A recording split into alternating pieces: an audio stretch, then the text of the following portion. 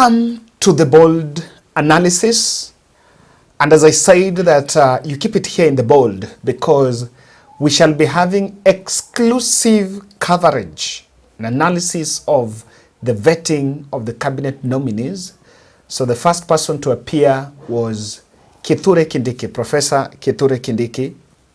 Professor Kindiki was picked, or rather reappointed to the Interior Docket. And I know the country was paying attention because he was amongst the ones who were reappointed and actually just given the same docket they were holding previously. So that is just the two of them retained their positions. That is Kindiki and Alice Wahome.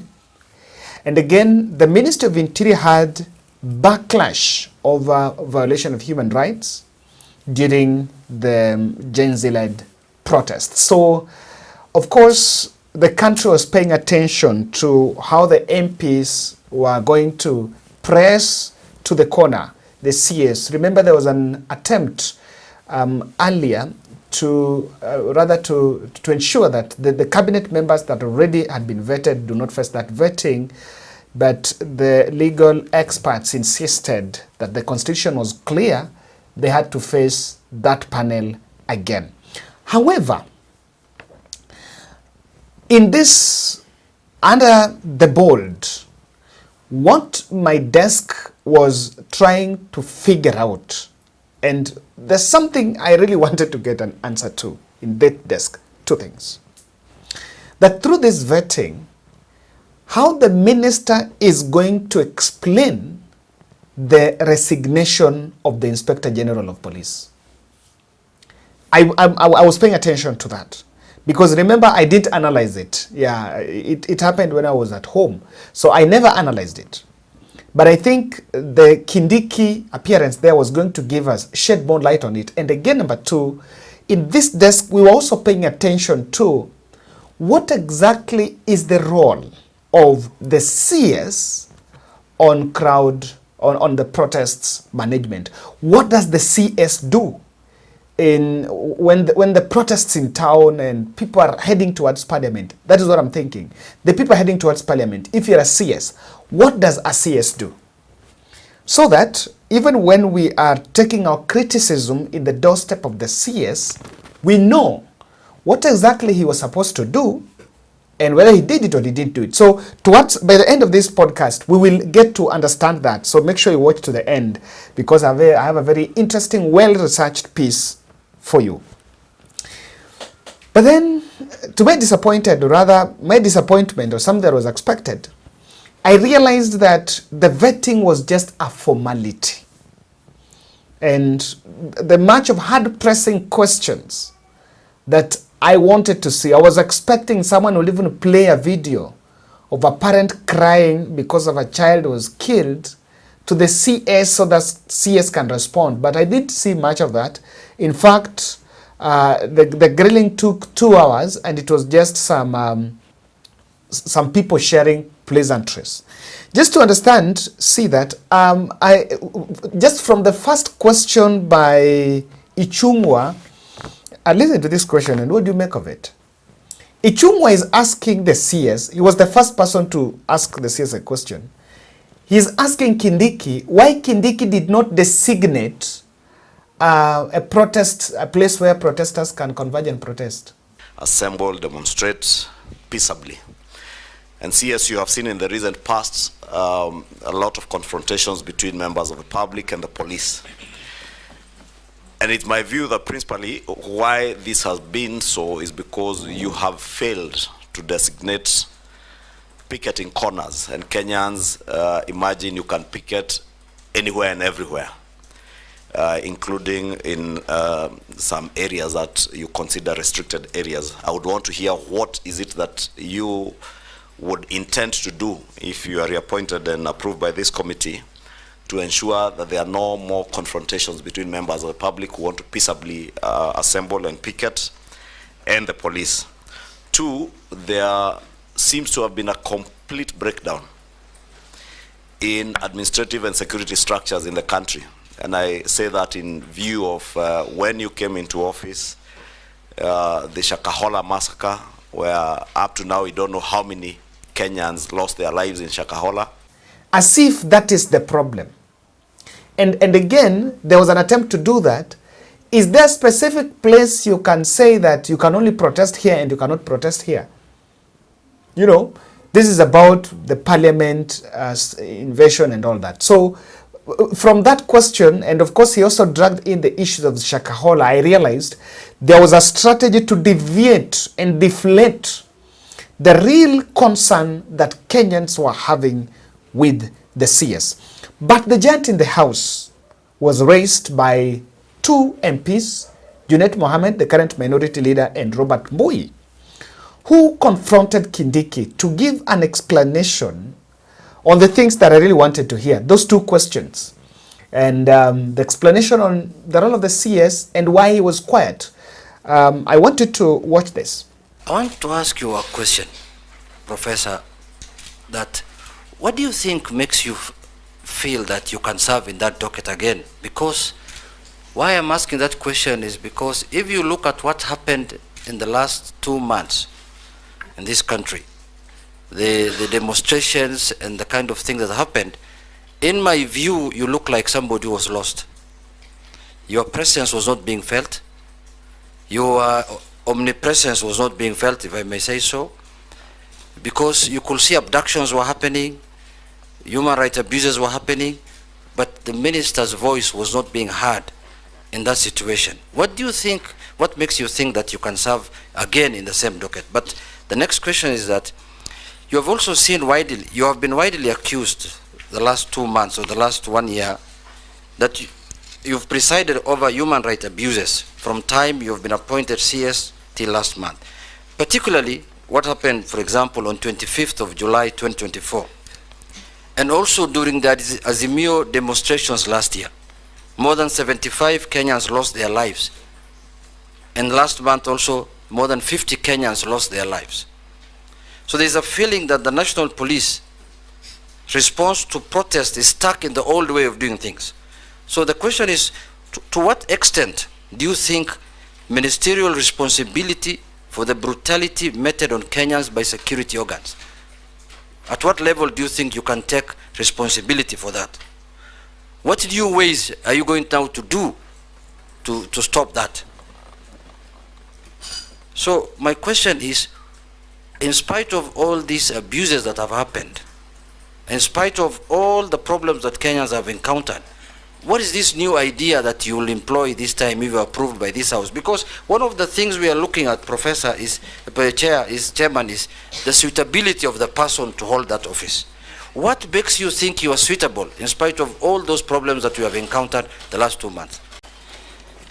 Yes, Professor, Kenya's constitution borrows very heavily from the US one, particularly issues to do with the Bill of Rights. And you swore to uphold this constitution and protect it.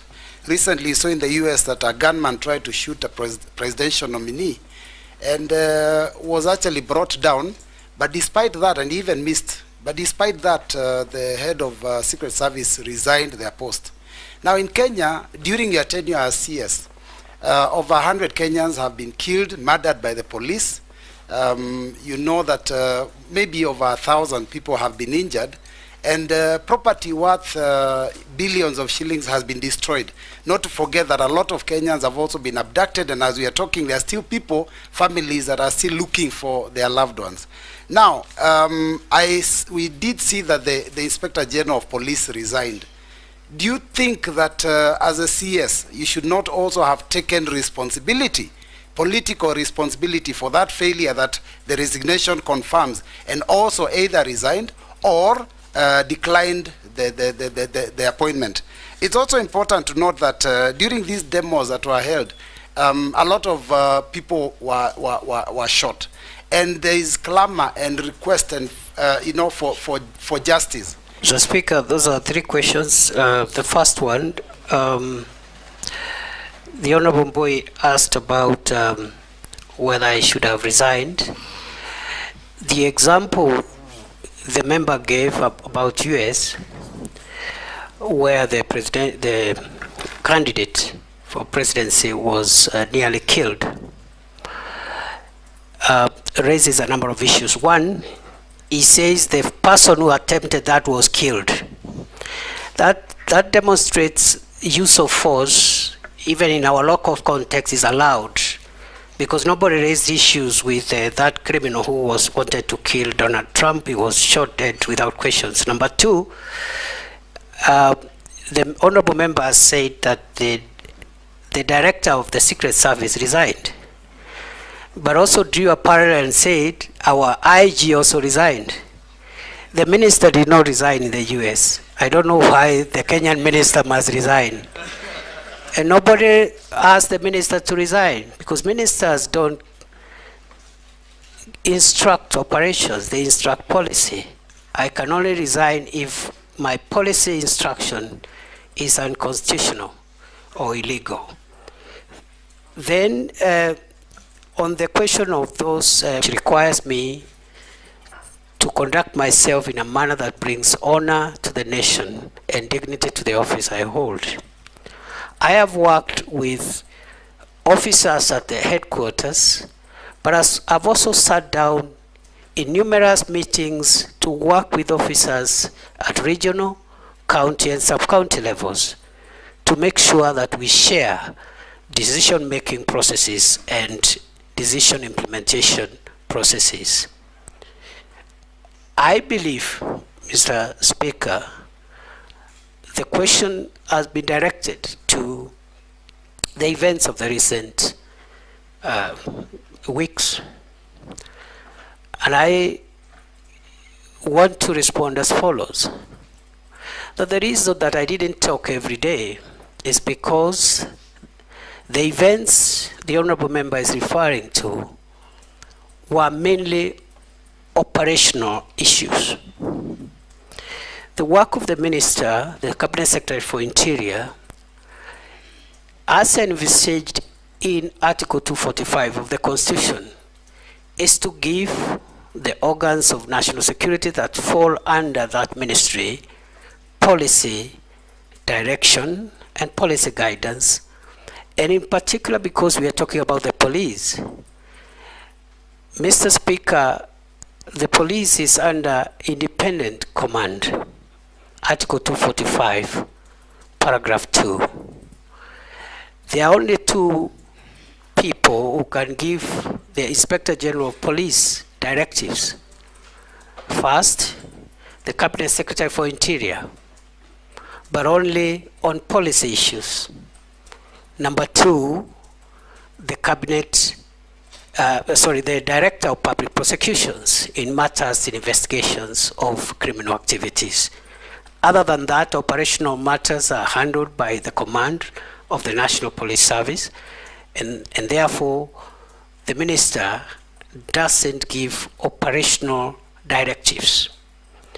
We have communicated the policy during my time in office, the policy of the Kenya Kwanza administration on policing, which includes zero tolerance on extrajudicial killings, zero tolerance on abuse of human rights, and restraints in the use of force.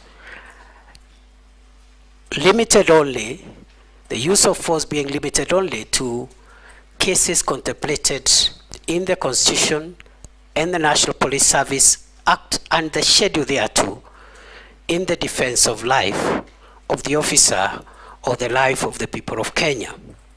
Therefore, it is unfortunate that during a recent protests, we witnessed the death of 42 Kenyans.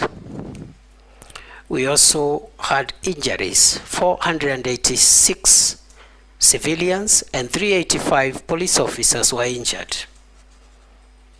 We had about 1,387 arrests. We had 54 police cars destroyed and 110 motor vehicles belonging to the people of Kenya also destroyed in those protests. And therefore, I want to submit as follows: that the operational responsibility of policing lies with the command of the National Police Service. It is my estimation that on a broader scale of things, generally, the police tried their best to protect the country against mobs of criminals, arsonists, and other dangerous people, including those who visited Parliament and wanted to kill parliamentarians and other people. So, ladies and gentlemen, by the way, you've listened to what Kindiki is responding. We've never wondered about, but do you know it's true that since 18th June to 18th July, the CS had been quiet. The CS for Interior had been quiet, especially this protest of 2024. If you compare that with the 2023 anti-finance bill protest that was staged by the Raila team, the CS was more vocal. This time round, they carved. He carved out, and there was a bit of silence. Now, there are things he said there, and that is what I want us to understand. According to Kindiki, the operation of managing protest is exclusively under the command of IG. And he's saying that IG can only receive instructions from two people. According to what Kindiki is saying, IG can receive instructions from DPP on investigations. And recently I saw the DPP, of course, issuing some instruction to police to investigate the shooting of the journalist in Nakuru. So I saw that. Then he's saying as a CS, they can only give instructions to the IG on policy matters. And that is why he's defending that it was a Kenya Kwanza policy on non-violent, or rather no use of extra force on the public. But what I don't seem to understand is the CS is saying that is the instruction they gave.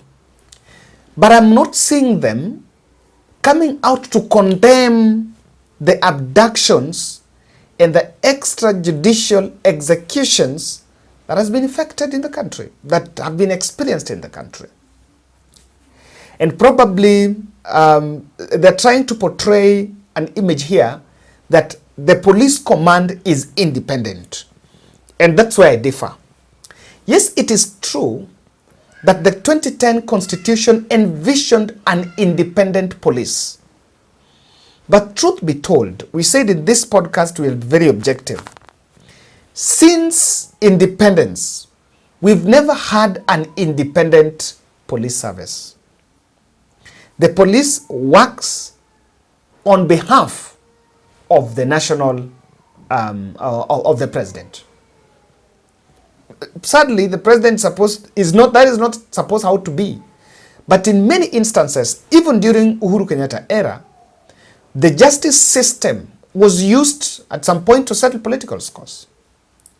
Now, on this one, the president, and where you can see that the independence here, it does not exist, because President William Ruto sitting in State House was actually seeing Oster, him being removed when people stormed Parliament and carried the mess.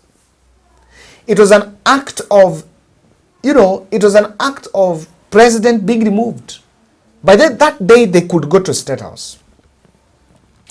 And so Kindiki is saying that no any other instructions. But why do I differ? I know that is what is supposed to be on paper. But in real actions, there is every reason why I differ. It is not true that the operation is under exclusive command of the police service, led by the IG. Why? In 2023, during the anti-government protests, the Deputy President Rigathi Gachagua was sharing photos meeting with security chiefs in Nairobi on how they could plan to neutralize protests. And I remember that time William Ruto flew out of the country. And so Rigathi Gachagua was standby president. And there were meetings photos, you can see photos online, when Rigathi Gachagua met security chiefs, the Nairobi Police Command. So just from that observation, it is not very true. It is not very true that the IG only, the police only receives the command from the IG. Recently, yesterday, the same deputy president was in Nyeri, and he ordered the security chiefs in the county to ensure that protests are not witnessed in Karatina again. In his position as the deputy president, I can get that soundbite for you. So those are two instances of deputy president saying, giving orders to the security chiefs. Number two, even Kithure Kindiki himself, the CS, last year, was giving orders and saying, we will crush the protesters. Are those policies or are those orders? So the political infiltration in the security system cannot be underestimated and cannot be washed away. Remember, do you understand that the conduct of some of the security officers that were neutralizing the protests, they were acting like they had some immunity, and actually they got the immunity. If the president would feel, and it's true that it's under exclusive command, then those rogue elements within the system that might have been involved in the breach of human rights, those elements would have faced the law, at least now.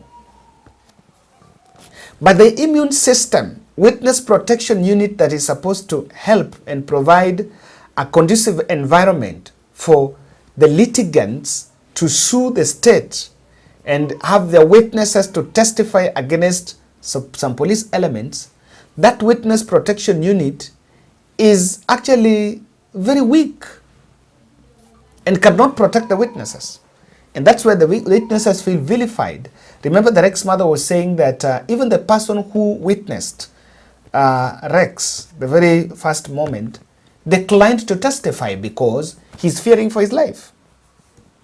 So there is this story that is being said about independence, and I don't buy it because now, what is the role of National Security Advisory Council in all this? Because remember, both the IG, the president, and the CS sits in the National Security Advisory Council. So, if there is a decision that has been made at the National Security Advisory Council, and it's supposed to be implemented by the police service, is it possible, is it impossible for the president to order and say, let's do this should be done?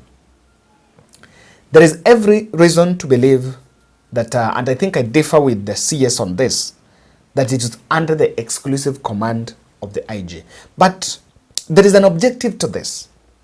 And there is something that you can see from that statement by the CS. Number one, there is a plan to absolve the presidency and the executive from the current violations. In fact, I'm just wondering, President Ruto was saying recently in Mombasa that those who have evidence or those who have cases should bring to him. I don't know in what capacity. But then, from what the CS is saying, he's saying himself and the president are not involved in the security operations. So they did not give any orders on anyone to do anything. Probably that's it. I've been using the parliament's video, this video here. The people are coming. They have breached the security wall at the parliament, and they're in the parliament compound. What is the most responsible thing you do? Even if you're supposed to give a command, can you give a command to shoot? Is it there? Remember, I've heard Waziri saying that the people that went there wanted to kill MPs. They got one MP disabled, and they drove that MP to his car. They didn't beat that MP. In fact, there was no MP who was assaulted there. but they found one who was disabled.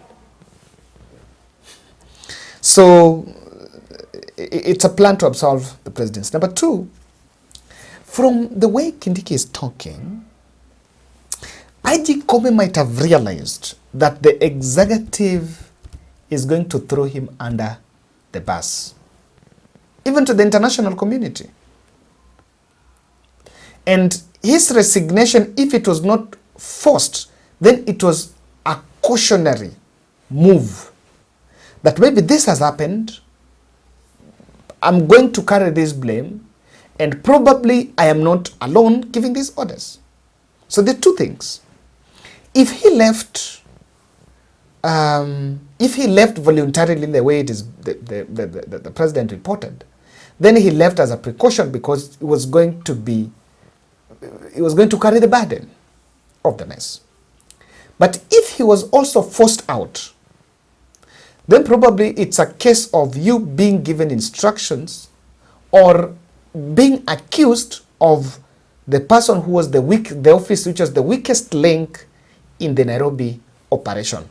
I have to say this, and I'm not a security expert. I cannot speak on security terms. But as a journalist and as someone and a Kenyan who witnessed what happened in this country on 25th July, we were watching, and you could see people coming from Thika Road to town.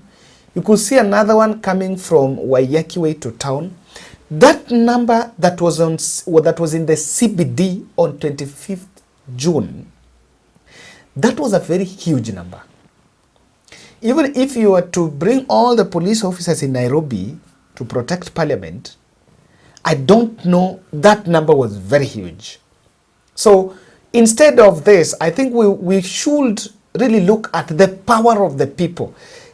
Comparing the number of people in town and any sort of orders that you could give the police to neutralize, I think it's a bit unrealistic to blame X or Y for whatever happened. Because what happened was the power of the people, the way people came in their numbers, and the strength was in the numbers. The people in Parliament were many. The strength was actually in the numbers. Now, the other third thing I'm seeing, there is a probability that violations of the human rights that were witnessed could have been presided over by an alien wing within the security system, but with the blessings of the higher office, with some super blessings. If it was not, because if you understand really, if you have people in the police sector, they can tell you, it's also not just very easy to walk into a police station and grab some 2-3 police officers and give them orders to do this. It doesn't work that way. It doesn't work that way. You can't just walk into a police station and say, or you can't just call OCS, I need some 2 police officers for some this and that. Then you bring them, after you're given 2, then you're just giving them orders left, right, and center. If you talk to police people around, they will tell you it doesn't work that way. Those are special branch. It's a special branch that are trained, and they know, and they also know how to get away with it. Not any other person can get away with it.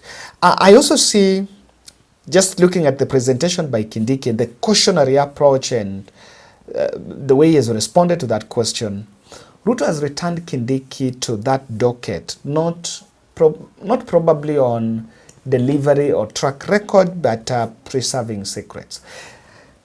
Looking at the magnitude of what happened in this country on 25th June, there's so many secrets that maybe are within the state corridors that has to be preserved by trusted allies. Ladies and gentlemen, that is my take. But you can give us your feedback, what you think about the resignation of the IG, just in the light of how the CS has responded.